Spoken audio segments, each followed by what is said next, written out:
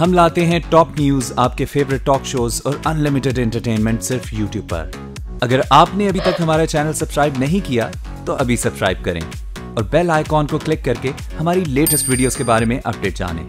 Subscribe कीजिए और हम आपको लिए चलेंगे आपकी फेवरेट वीडियो की तरफ।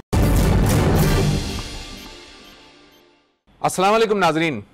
दुनिया भर में पड़ोसी ममालिक अपनी सरहदी हुदूद का एहतराम करते हैं और उससे मुताल्लिक कवायद व ज़वाबित की पाबंदी भी करते हैं, लेकिन भारत ना किसी आलमी कवानीन को तस्लीम करता है, ना अपने किए गए वादों की पासदारी करता है और ना ही वो अमूमी अखलाकियात का लिहाज करता है। लाइन ऑफ कंट्रोल पे सीज़ फायर मुआहदे के बावजूद उसकी खिलाफ वर्जी करते हुए मासूम और बेगुनाह शहरियों को अपनी गोलियों का निशाना बनाना भारत का मामूल बनता जा रहा है।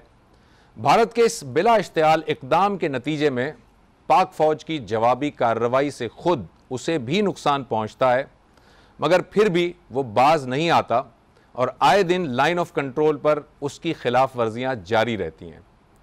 दोनों ममालिक यानी कि पाकिस्तान और भारत के दरमियान वजह तनाज़ा मसला कश्मीर है। भारत अपनी तमाम तर फ़ौजी क़ुव्वत के इस्तेमाल के बावजूद कश्मीरियों की तहरीक आज़ादी को कुचल नहीं सका। उनका जज्बा हुर्रियत आज भी ज़िंदा और इरादे आज भी मजबूत हैं। भारत को यह सादा सी बात समझ नहीं आ रही कि बज़ौर ताकत किसी को भी साथ नहीं रखा जा सकता। अपनी इस नाकामी को छुपाने के लिए वो आए दिन लाइन ऑफ कंट्रोल पर बिला इश्तियाल फायरिंग करके हालात को जंग की तरफ ले जाना चाहता है, लेकिन इसके तमाम मज़मूम मकासद को पाकिस्तानी अफवाज और पाकिस्तानी अवाम ने मिलकर खाक में मिला दिया है और इंशाअल्लाह आइंदा भी मिलाते रहेंगे। हम आज इस प्रोग्राम में आपके सामने जो बात करने जा रहे हैं वो लाइन ऑफ कंट्रोल पर हालिया जो पे दर पे वाक़यात हो रहे हैं और हालिया जो कशीदगी हो रही है उससे मुताल्लिक आज हम गुफ्तगू करेंगे। और मेरे साथ इस वक्त टेलीफोन लाइन पे लेफ्टिनेंट जनरल नईम खालिद लोधी साहब, रिटायर्ड दिफाई उमूर के तज्ज़ियाकार हैं, उनसे हम गुफ्तगू करेंगे। लोधी साहब अस्सलाम वालेकुम। वालेकुम अस्सलाम जी, थैंक यू। लोधी साहब, सबसे पहले मैं ये जानना चाहूँगा कि ये जो सीज़ फायर मुआहदा हुआ था ये गालिबन नवंबर 2003 में हुआ था। उसके बाद ऐसी सिचुएशन कुछ अरसे तक तो अमन रहा, मेरा ख्याल में 2005 तक अमन भी रहा, कुछ बस सर्विस भी चलती रही श्रीनगर और मुजफ्फराबाद के दरमियान, लेकिन फिर अचानक ऐसा क्या हुआ, वो कौन सा ट्रिगर पॉइंट आया कि जिसके बाद ये हालात दोबारा से वापस कशीदा हो गए? जी बहुत शुक्रिया। पहली बात तो ये ना कि जब भी कोई आसानी पैदा होगी कश्मीरियों के आने जाने की, जैसे कि उस मुआहदे में था और दो जगह से बस सर्विस चलती थी, तो उसमें उसका लामहला जो नतीजा है वो ये निकलना था कि कश्मीरी एक दूसरे को ज्यादा मिलेंगे। और ये तो आपको पता है कि उनमें एक आज़ादी की उमंग है, हिंदुस्तान से आज़ाद होना चाह रहे हैं, उसको बढ़ोतरी मिलेगी। जब ये चीज़ उन्होंने महसूस की तो मेरा ख्याल उसने रखने डालने शुरू किए, कोई ना कोई तरीका वो करते रहे। अब जो इस वक्त जो सूरत हाल है उसके कुछ मुहर्रिकात, एक बात तो खैर नाज़रीन को पता होगी, आप अच्छी तरह जानते होंगे कि हमारी एक मजबूरी है सीज़ फायर लाइन के हवाले से। वो ये है किसके हवाले से सर? आई एम सॉरी, मैं ये कहता कि सीज़ फायर लाइन के हवाले से एक मजबूरी है पाकिस्तान की, और वो है कि हिंदुस्तान ने तो अपनी तरफ से 5 से 7 किलोमीटर का इलाका सिविलियन से खाली करवाया हुआ है। वहां पर उनकी तरफ सरहद के पार कोई सिविलियन नहीं है इस लाइन ऑफ कंट्रोल के पार। हमारी तरफ जो है ये है कि 0 लाइन तक जो है हमारे लोग रहते हैं। उनके घर कई ऐसे घर हैं जो कि सिर्फ 500 से 700 मीटर जो है वो सरहद से दूर है।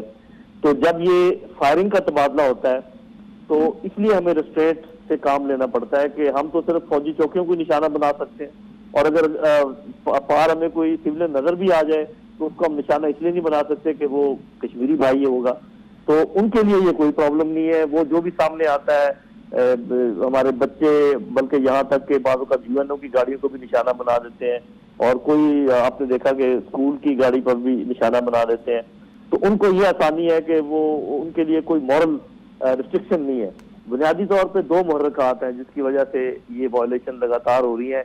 एक तो जो इंतफादा तहरीक कश्मीर में चल रही है वो चूंकि उनके हाथ से निकली जा रही है। आपको पता है हिंदुस्तान से खुद आवाजें उठ रही हैं, कश्मीर को तो छोड़े, कश्मीर में तो आपको पता है कि अब्दुल्ला साहब ने और बाकी लोगों ने क्या बात की है कि भी आप बातचीत के बगैर और कोई गुजारा नहीं है, और पाकिस्तान से बात करें, पार कश्मीरियों से बात करें। हिंदुस्तान से मेन आवाजें आ रही हैं इस बात की। दूसरा जो अभी मुहर्रक इस साल के शुरू से पैदा हुआ है वो है अमेरिका की आशीर्वाद, कि अब जो एक नेक्सस पैदा हुआ है हिंदुस्तान और अमेरिका में, और उन्होंने इस खित्ते में एक दूसरे के इंटरेस्ट को सपोर्ट करने का इंडिया दिया है। बाकायदा उनके मुआहदे मौजूद है, आपको पता है कि ये जुबानी कलामी बात नहीं है। और फिर लगातार ऐसे इवेंट्स हुए हैं जिससे पता चलता है कि ये एक दूसरे को जो ना वो दे रहे हैं, थोड़ा सा हौसला दे रहे हैं। तो ये चंद एक वजूहत है जिसकी वजह से ये मामला इस तरीके से चल रहा है। अच्छा। और जब तक मेरा ख्याल उनको अमेरिका की आशीर्वाद रहेगी और जब तक ये हमारे शहरी निशाना बनते रहेंगे, उसको वो हौसला पकड़ते रहेंगे और करते रहेंगे। अच्छा, मैं लोधी साहब मेरे साथ आप अभी रहिएगा। मेरे साथ इस वक्त हमें ज्वाइन किया है अब्दुल क़य्यूम साहब ने, जो कि पाकिस्तान मुस्लिम लीग नवाज ग्रुप के रहनुमा हैं। क़य्यूम साहब अस्सलाम वालेकुम। जी वालेकुम अस्सलाम। क़य्यूम साहब, हम बात कर रहे हैं कि ये जो LOC पर, लाइन ऑफ कंट्रोल पे, ये जो आए दिन प्रॉब्लम रहती है, एक कशीदगी रहती है और बिला इश्तियाल फायरिंग भारत की जानिब से कंटिन्यूसली होती रहती है, उसके महरक़ात को मैं ज़रा जानना चाह रहा था। तो अभी जो लोधी साहब से जो बात हो रही थी, लोधी साहब ने बड़ी तफसील से उसको बताया, मगर उन्होंने एक बात बड़ी इंपॉर्टेंट कही कि अमेरिका की जो आशीर्वाद है उसकी वजह से भी ज़रा भारत जो है वो इस तरह इस कशीदगी को हवा दे रहा है। आप क्या समझते हैं, क्या पॉलिटिकली ऐसा हो रहा है कि अमेरिका के साथ मिलकर वो किया जा रहा है, और क्या इसका टारगेट कोई CPEC तो नहीं है, CPEC को सुबुताज करने की बात तो नहीं हो रही है? देखिए, ये कोई ढकी छुपी बात नहीं है। ये तो ट्रंप ने अपनी कई प्रेस कॉन्फ्रेंसेस में भी, और जब ये प्रेसिडेंशियल कैंपेन थी तो उसमें भी कहा था कि पाकिस्तान को मैं सॉर्ट आउट कर लूंगा थ्रू इंडिया और उनके ऊपर प्रेशराइज करूंगा। और ये सिर्फ अमेरिका ही नहीं है, इजराइल की इन्वॉल्वमेंट के भी सबूत हैं कश्मीर के अंदर, उनको वेपन देने, उनको ट्रेन करना, और ये इंक्लूजन पाकिस्तान को डिस्टेबलाइज करने की एक एफर्ट है। हमारे इंडिया के साथ 4 तरह के बॉर्डर्स हैं। एक तो इंटरनेशनल बॉर्डर है जहां हमारे रेंजर्स वगैरह की पोस्ट है। इसके अलावा वर्किंग बाउंड्री है जहां एक तरफ मकबूजा कश्मीर है, दूसरी तरफ पाकिस्तान है, सियालकोट का एरिया, उसमें भी हमारे लोग आगे तक डिप्लॉयड विलेज के अंदर पॉपुलेशन है और वो रहती है। फिर है जो लाइन ऑफ कंट्रोल है, उसके दोनों तरफ डिप्लॉयड फोर्सेस हैं, प्लस जो सिविलियन पॉपुलेशन है, जैसे लोधी साहब ने बड़ा एलेबोरेटली एक्सप्लेन किया। हमारी तरफ से तो ऑब्वियसली हमारा अपना एरिया है, हमारे ये बच्चे हैं, इनके रोजगार को हम छीन नहीं सकते और ये उस बॉर्डर बेल्ट के अंदर रहते हैं। लेकिन इंडिया की तरफ से उन्होंने उन सबको एविक्ट किया हुआ है और निकाला हुआ है। लेकिन अगर वो ना भी निकालें तो एक तो वो कश्मीरी हैं, और अगर वो कश्मीरी ना भी हो, हिंदू भी हो, तो मेरे ख्याल में हमारी फौज जनेवा कन्वेंशन और यूनाइटेड नेशन की चार्टर के मुताबिक कभी भी पॉपुलेशन के ऊपर, हॉस्पिटल्स के ऊपर, प्रिजनर्स के ऊपर फायर नहीं करेगी, बिकॉज ये निहत्ते लोग हैं, ये सॉफ्ट टारगेट्स हैं। और ये एक शर्म की बात है किसी भी कॉम्बैट सोल्जर के लिए कि वो किसी सिविलियन को निशाना बनाए। एक मुख्तसर सा ब्रेक लेते हैं नाजरीन, और ब्रेक के बाद वापस आएंगे तो फिर हम सवाल रखेंगे हमारे पैनल के सामने।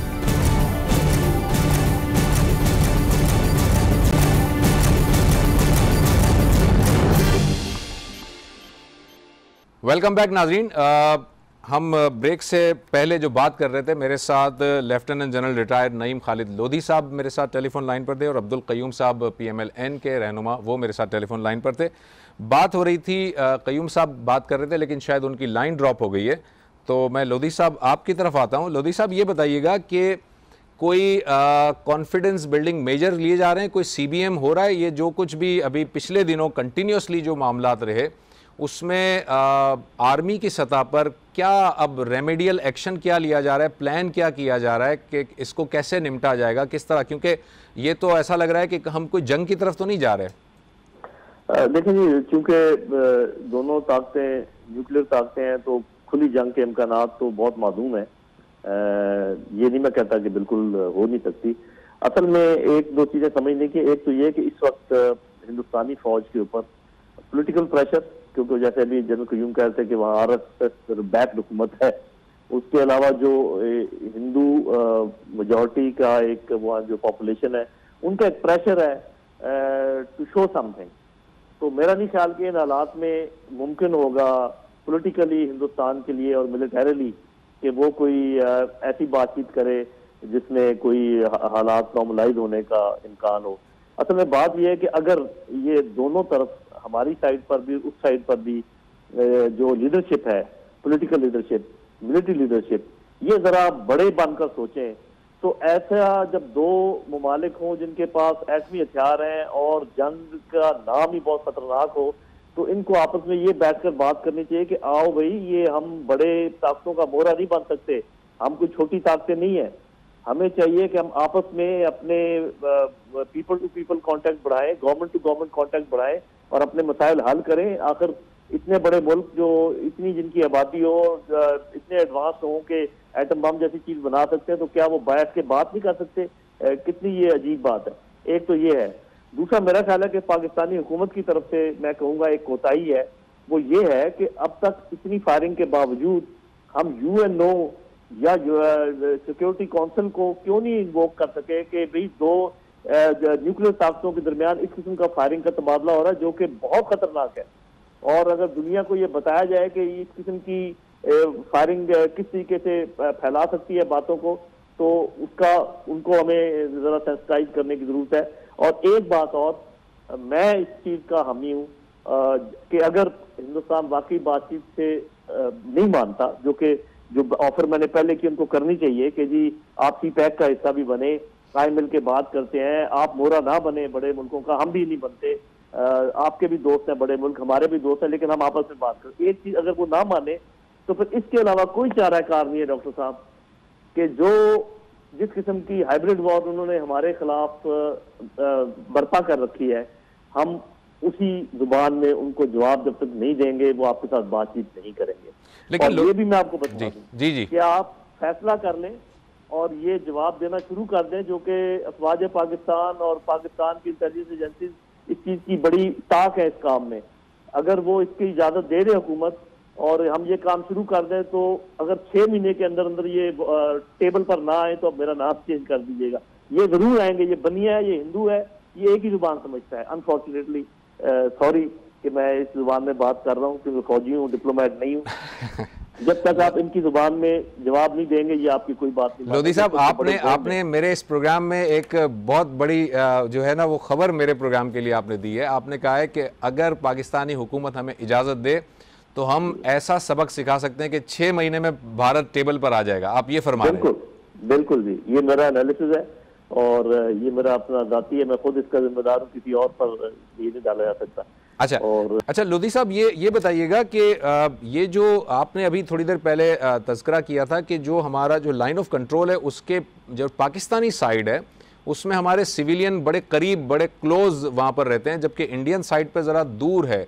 क्या यही वजह है कि हमारे ज़्यादातर जब कैजुअल्टीज़ होती हैं तो बच्चे और औरतें निशाना बनते हैं, या वो वर्नरेबल ज़्यादा हैं, या कोई और वजह है जिसकी वजह से बच्चे और औरतों की कैजुअल्टी ज़्यादा होती है? बेसिकली मेरा ख्याल है कि ये तो खैर कंबाइंड कैजुअल्टीज हैं, कोई उसमें ऐसी बात। वहाँ पर आप कश्मीर में ये रिवाज है कि जो काम काज करने के लिए औरतें बाहर निकलती हैं, मसलन अगर घास काटना हो, कोई चारा काटना हो, जानवरों की देखभाल करनी हो, तो उसमें औरतें जो हैं वो ये काम ज्यादा करती हैं और मर्द जो है वो दफ्तरों के काम और इस किस्म की नौकरियां ज्यादा करते हैं। तो ये एक वजह हो सकती है। दूसरा ये कि स्कूल जो है वो चूंकि उसकी जो वैन है वो पक्का टारगेट नजर आती है और काफी सारे लोग उसमें बैठे होते हैं, वो शायद एक वजह। तो ये आपकी ऑब्जर्वेशन दुरुस्त है कि ज्यादा उन्हीं की कैजुअल्टीज होती है, मर्दों की इसलिए काम होती है, जो मैंने आपको वजह बताई कि आम तौर पर दिन में काम काज करने के लिए उन्होंने जो काम बांटा हुआ है उसकी ये वजह है जी। अच्छा, मेरे साथ इस वक्त अब्दुल क़य्यूम साहब वापस आ गए हैं। जी क़य्यूम साहब, आप अपनी गुफ्तगू कर रहे थे, आपका अगर कोई पॉइंट रह गया तो पहले वो वाजे कर दीजिए, फिर मैं आपसे अगला सवाल पूछ रहा हूँ। देखिए, मैंने बस यही बताया कि ये वायलेशन है UN के चार्टर की भी, और ये United nation military observer group है, उनको हमारी तरफ से परमिशन होती है कि कोई भी वायलेशन है तो उसको देखा जाए कि कैसे इन्वेस्टिगेट करें। इंडिया उनको आगे नहीं आने देता। तो ये सारा वन साइडेड इशू है और नंबर 2, अगर अमेरिका और वेस्टर्न ताकतें इनको सपोर्ट न करें और यूनाइटेड नेशन इनके ऊपर प्रेशर डाले तो इनकी जरूरत नहीं है। आज इंडिया के अंदर बीजेपी की हुकूमत नहीं है, बल्कि आरएसएस की हुकूमत है, जो इंतहा पसंद हिंदू हैं और जिनके अंदर हेट्रेड है। तो दैट इज द रीजन कि वो पाकिस्तान को डाइजेस्ट करने को बिल्कुल तैयार ही नहीं है कि जाए कि एक मुसलमान न्यूक्लियर पाकिस्तान हो। तो हम उनका ईंट का जवाब पत्थर से दे रहे हैं, लेकिन इन एडिशन टू दैट हम साथ ये भी कहते हैं कि डायलॉग होने चाहिए, एंगेज करें और बैठ के इन मसलों को अक़वाम मुत्तहिदा की करारदादों के मुताबिक हल किया जाए। एक मुख्तसर सा ब्रेक लेते हैं नाजरीन, और ब्रेक के बाद वापस आएंगे तो फिर हम सवाल रखेंगे हमारे पैनल के सामने कि अगर वाकई ऐसा हो रहा है कि इसमें इजराइल और अमेरिका का हाथ है और यूएन जो करारदादें हैं हम उनकी खिलाफ वर्जी नहीं कर रहे, तो फिर हमारी क्या फॉरेन पॉलिसी की ये नाकामी है? हम दुनिया को ये क्यों नहीं बता पा रहे कि ऐसा हो रहा है? एक छोटा सा ब्रेक लेते हैं और ब्रेक के बाद वापस आते हैं।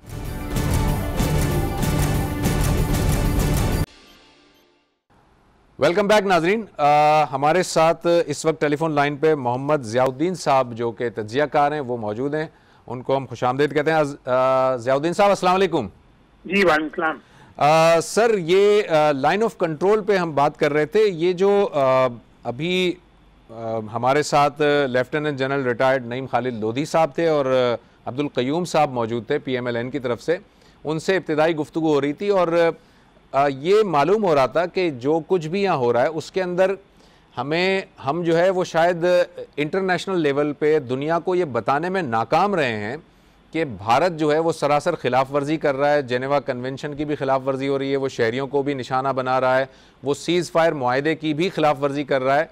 हम वहाँ पर इंटरनेशनल लेवल पर ये बताने में शायद नाकाम रहे हैं और बजाय इसके कि भारत की तरफ कोई उंगली उठाई जाए, दुनिया की तरफ से उंगलियां पाकिस्तान की तरफ उठाई जा रही हैं और पाकिस्तान को कभी ग्रे लिस्ट में शामिल कर दिया जाता है, कभी कुछ और हो रहा है। ये क्या खारिजा पॉलिसी की नाकामी है सर? हाँ, एक लिहाज से तो आप कह सकते हैं कि खारिजा पॉलिसी की नाकामी है। वो इसलिए कि 1990s में कुछ ऐसी मैंने हमसे ब्लंडर्स हुए। मिसाल के तौर पे कारगिल का जो ऑपरेशन था, जी सर, उस ऑपरेशन के कंक्लूजन के वक्त सारी दुनिया ने ये देखा कि पाकिस्तान की फौज जो है वो LOC की उस तरफ से वापस बुलाई जा रही है। तो वो उसकी वजह से एक इम्प्रेशन सारी दुनिया में बैठ गया है कि ये हम पाकिस्तान ही वहाँ गड़बड़ कर रहे हैं ऑक्युपाइड कश्मीर में। इस चीज को धोने के लिए हमने कोई कोशिश नहीं की। मिसाल के तौर पे जो डायस्पोरा है कश्मीर का जी, यूके में सबसे ज्यादा तो यूके में है, सबसे ज्यादा यूके में, जी US में भी है, जी जी जी, यूरोप में भी है। हमें चाहिए था कि उनको मोबिलाइज करते और उनके जरिए जो है ना कश्मीर वाला केस लड़ते, बजाय इसके कि पाकिस्तान फोर फ्रंट में रहता। हमें चाहिए था कि कश्मीरी डायस्पोरा को इस्तेमाल करते, क्योंकि 1990s की या उसके बाद कारगिल के फोपा के बाद से लोग हमारी बात को यकीन नहीं करते। जाहिर है कि जहाँ तक हिंदुस्तान का ताल्लुक है, हिंदुस्तान चूंकि वो ऑक्युपाई कर रखा है कश्मीर को और उसने अपनी कौम को ये बता दिया है कि ये हमारा हिस्सा है, हमने ये हमारे साथ इंटीग्रेट कर चुका है।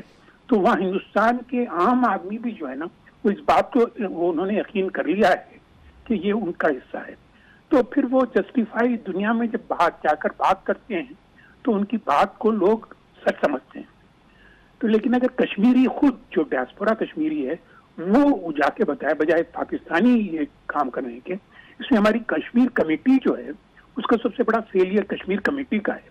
कश्मीर कमेटी में जो मेंबर्स रहे हैं या उनके चेयरमैन रहे हैं उनकी कोई उन्हें कश्मीर की प्रॉब्लम से उनका कोई ताल्लुक नहीं। और तीसरी बात यह है कि कश्मीर जो है वो हिंदुस्तान का प्रॉब्लम है, हमारा मसला है। सर आप एक मिनट, आपने फरमाया कि कश्मीर हिंदुस्तान का प्रॉब्लम है और हमारा मसला है, ये जरा इसको एलोबरेट कीजिएगा सर। मैं करता हूँ। मसला इस तरह से कश्मीर का हिंदुस्तान का है कि 70 साल हो चुके हैं, वो they have not been able to win the hearts and minds of Kashmiris. Kashmiri आज भी चाहते हैं कि वो आज़ादी ले लें या पाकिस्तान के साथ मिल जाएं। इसी वजह से उन्होंने 7 लाख फौज रखी हुई है वहाँ पर और चारों तरफ से घेरा हुआ है उस फौज ने कश्मीर को, खासकर वैली को, और पैसे खर्च भी कर रहे हैं।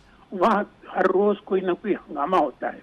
ये इंटरनेशनल लेवल के लोग देखते भी हैं, ऑब्जर्व भी करते हैं। अभी पिछले दिनों जो वहाँ पर उन्होंने जो ब्रूटल किस्म की जो कैंपेन चलाया है हिंदुस्तानियों ने, वो मसला उनका परपिचुअल हो चुका है। वो चाहते हैं उनके जो कॉन्स्टिट्यूशनल एक्ट है 370 उसको खत्म करने के लिए, लेकिन वो भी खत्म नहीं कर सकते।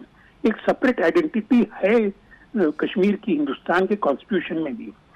तो वहां पर आज भी लोग जो है अपने आप को हिंदुस्तानी नहीं समझते हैं कश्मीर में। तो एक मसला है, प्रॉब्लम है उनका।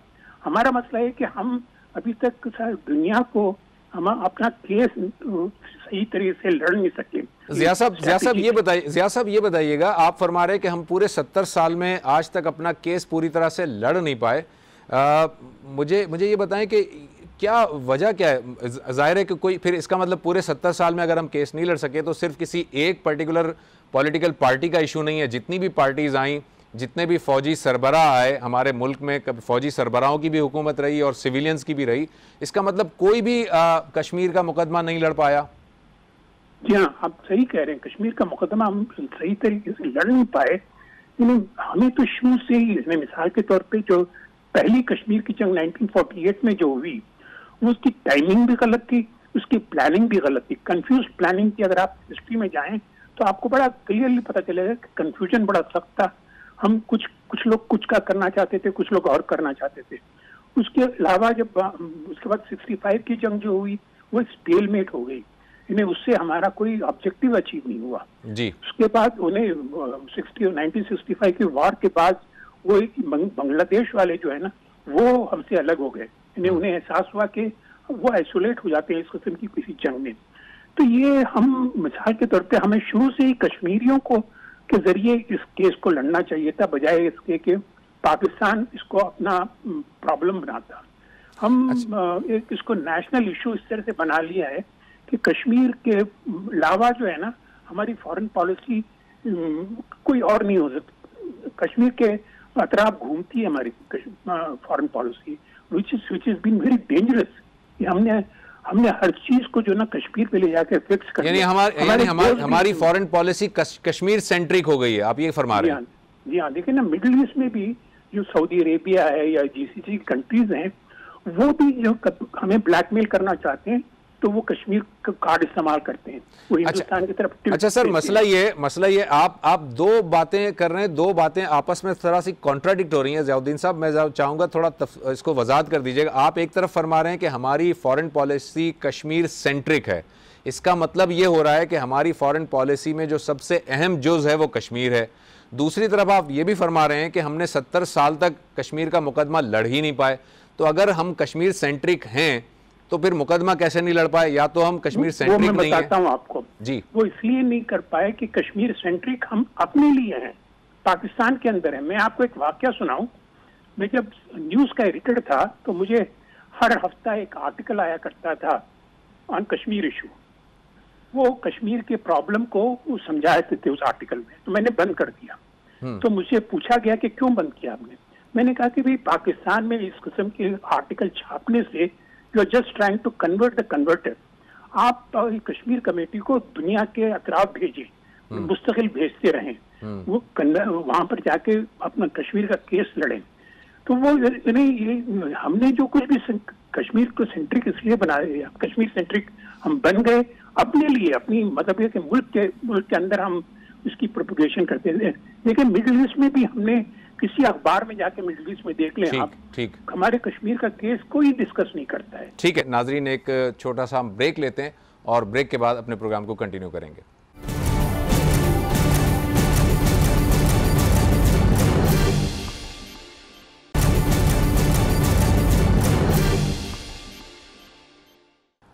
वेलकम बैक नाजरीन। एक और हमारे साथ मेहमान ज्वाइन उन्होंने किया है, डॉक्टर मेराजुल हुदा सिद्दीकी साहब, जो कि जमात इस्लामी के रहनुमा हैं, उन्होंने हमें ज्वाइन किया है। डॉक्टर साहब अस्सलाम वालेकुम। वालेकुम अस्सलाम व रहमतुल्लाहि व बरकातुहू। डॉक्टर साहब, ये LOC पे ये जो हालिया दिनों में जो रिफ्ट चल रही है और ये बिला इश्तियाल भारत की जानिब से फायरिंग हो रही है, मुसलसल फायरिंग हो रही है, आप क्या समझते हैं कि हमारी जो कश्मीर कमेटी है, जैसे कि अभी ज़ियाउद्दीन साहब फरमा रहे थे, कश्मीर कमेटी जो हमने बनाई है वो प्रॉपरली काम नहीं कर पा रही है, या हमारे पॉलिटिकल जो जमातें हैं, ख़ास करके वो जमातें जो मजहबी जमातें हैं और जो कि कश्मीर के लिए बड़ा सॉफ्ट कॉर्नर भी रखती हैं, वो अपना वो प्रॉपरली काम नहीं कर पा रही, या आपका तज्जिया क्या होगा सर? बिस्मिल्लाहिर्रहमानिर्रहीम। जुबैर साहब, मैं आपका शुक्रगुजार हूँ। इस वक्त जो लाइन ऑफ कंट्रोल पर भारत की तरफ से बार बार जारहियत हो रही है और वो आज़ाद कश्मीर के ऊपर बमबारी कर रहा है और उसके नतीजे में बेशुमार कीमती जानें खत्म हो रही हैं, और मैं ये समझता हूँ कि दो एटमी कुव्वतों के दरमियान जंग की जानिब एक पेशकदमी हो रही है। इस सारी सूरत हाल के अंदर इसका नोटिस हुकूमत वक्त को भी लेना चाहिए, और हुकूमत वक्त को इंटरनेशनल फोरम्स में भारत की जानिब से होने वाली इस जारहियत और कंट्रोल लाइन की खिलाफ वर्जियों के ऊपर अपनी बात को आगे बढ़ाना चाहिए। ये मसला तो कश्मीर कमेटी का नहीं है, लेकिन मैं कहना चाहूंगा कि जमात इस्लामी पाकिस्तान के अमीर सिराजुल हक साहब कल लाइन ऑफ कंट्रोल पर पहुंचे और उन्होंने वहां पर मौजूद सिपाहियों से भी मुलाकात की, जो अरीब करीब में लोगों की शहादतें हुई हैं वहां तक भी गए। और मेरा ये ख्याल है कि पाकिस्तान के अंदर आज भी अगर कश्मीर के मसले को कोई सबसे ज्यादा आगे बढ़ाता है तो पाकिस्तान के अंदर जमात इस्लामी है, जो इस पूरे मसले को ओन भी करती है और ये समझती है कि पाकिस्तान की मुआशी तरक्की और पाकिस्तान के बका के लिए कश्मीर का मसले को हल करने के लिए पेशकदमी होनी चाहिए और हुकूमत पाकिस्तान को हकीकतन इसके अंदर कदम आगे बढ़ाने चाहिए। अच्छा डॉक्टर साहब, आपने जो बात की उसमें बस आखिरी कुछ हमारे पास टाइम है, थोड़ा सा इसमें वजाहत कर दीजिएगा। आपने फरमाया कि कश्मीर के मसले पे हुकूमत को नोटिस लेना चाहिए, और आपने ये भी फरमाया कि कश्मीर कमेटी का इशू नहीं है, कश्मीर कमेटी का इसमें कोई जिम्मेदारी नहीं है। लाइन ऑफ कंट्रोल पर जो भारतीय जारहियत है उसका कोई ताल्लुक कश्मीर कमेटी से नहीं है। हाँ, मकबूजा कश्मीर में जो हुकूक इंसानी की खिलाफ वर्जियां भारत की 7 लाख फौज कर रही है और कश्मीर के मुसलमानों से हक़ खुद इरादियत से उनको महरूम किया हुआ है और अक़वाम मुत्तहिदा की करारदादों पर भारत अमल करने के लिए तैयार नहीं है, ये मसाइल कश्मीर कमेटी के मसाइल हैं। लेकिन लाइन ऑफ कंट्रोल के ऊपर भारत की जानिब से जो गोलाबारी हो रही है, जो फायरिंग हो रही है और जो बिला इश्तियाल पाकिस्तान की सरहदों की खिलाफ वर्जी हो रही है, ये कश्मीर कमेटी का मसला नहीं है, ये हमारी वजारत दिफा का मसला है, ये हमारी वजारत खारजा का मसला है, बिल्कुल सही, और दीगर इदारों के मसले। जी बिल्कुल सही है डॉक्टर साहब। ज़ियाउद्दीन साहब, मैं आपसे फाइनल कमेंट चाहूंगा, हम बिल्कुल आखिरी लम्हात में आपके फाइनल कमेंट्स इसके बारे में। जी जी हाँ, नहीं ये बात तो सही है कि आप लाइन ऑफ कंट्रोल पे जो वायलेशंस हो रहे हैं वो प्रोवोक कर रहा है हिंदुस्तान हमें, क्योंकि आजकल हालात कुछ ऐसे हैं कि हिंदुस्तान की मार्केट इतनी बड़ी मार्केट है कि, और फिर हर इवन डेवलप्ड कंट्रीज जो है ना वो उसको उससे दोस्ती करना चाहते हैं, तो वो इस एडवांटेज को इस्तेमाल करके वो पाकिस्तान को प्रेशर में रख रहा है एलओसी पे जो, और फिर एलओसी का वायलेशन की वजह से हमारी फौज का बहुत बड़ा हिस्सा इधर इन्वॉल्व हो जाता है, इधर एंगेज हो जाता है। तो हमारे वेस्टर्न बॉर्डर भी अफगानिस्तान के साथ काबुल का वो भी बड़ा डिस्टर्ब है। तो ये हिंदुस्तान हमें प्रोवोक करा, हमें जो कहते हैं 2 फ्रंट वॉर में इन्वॉल्व करना चाह रहा है।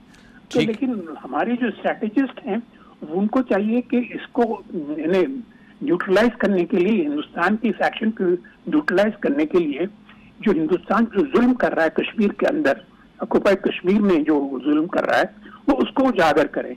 वो उजागर उसी तरह से हो सकता है कि कश्मीरी खुद जो डायस्पोरा है कश्मीर का, वो यूके में, यूरोप में और यूएस में वो मोबिलाइज करे और इस आए ताकि हिंदुस्तान पे प्रेशर आए इस चीज का। जी ठीक है sir, thank you so very much, बहुत बहुत शुक्रिया। नाजरीन, हमारे इस प्रोग्राम का वक्त ख़त्म हुआ चाहता है। आज हमने लाइन ऑफ कंट्रोल पे जो कुछ भारत की जानिब से बिला इश्तियाल फायरिंग हो रही है और वर्किंग बाउंड्री की खिलाफ वर्जी हो रही है, मुआहदे की खिलाफ वर्जी हो रही है, उस पर हमने अपने पैनलिस्ट से गुफ्तगू की है। मेरे साथ lieutenant general retired Naeem Khalid Lodhi साहब मौजूद थे, अब्दुल क़य्यूम साहब PMLN की तरफ से मौजूद थे, मोहम्मद ज़ियाउद्दीन साहब जो तज्ज़ियाकार हैं वो मौजूद थे, और जमात इस्लामी की जानिब से डॉक्टर मेराजुल हुदा सिद्दीकी साहब मौजूद थे। हम इन सब के शुक्रगुज़ार हैं, उन्होंने वक्त निकाला। अगले प्रोग्राम तक के लिए ज़ुबैर अहमद को इजाज़त दीजिए। अल्लाह हाफ़िज़।